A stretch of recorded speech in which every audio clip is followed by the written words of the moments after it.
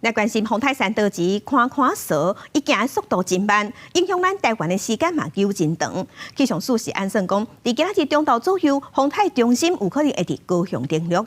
到时风台中度大概是中度的风台到轻度的风台之间。今日咱全台湾各县市同款是全拢停班停课。三道里风台继续瓦近台湾，台东绿岛风雨愈来愈强。环岛公路大型趴在大树顶头，风影是真大。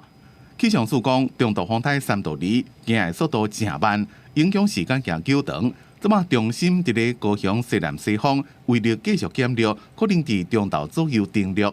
登陆就中午前后，高雄那边的登陆的几率比较大，它就持续在减弱。那登陆的时候，可能还是中台的等级啦，中台下线到轻台上线这个区间了。而且估计，风台三道里伫吹沙登陆台湾了，会快速减弱，可能真侪伫潭尾风台了，史上第二个伫咧台湾天顶消失的风台。因过当年潭尾风台造成高屏地区严重淹水，这边南部地区拢传咧弹。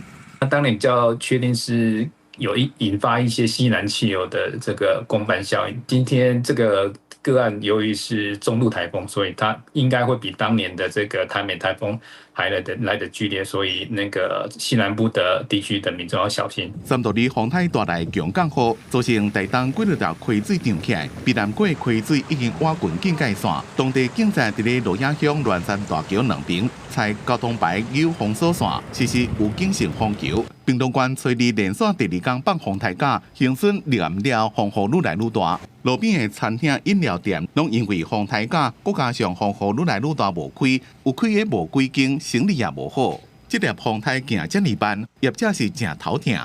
这几天游客都不见了啊，然后公车也停驶啊，在地人风强雨大也不出门啊，影响蛮大的，生意掉了大概80%。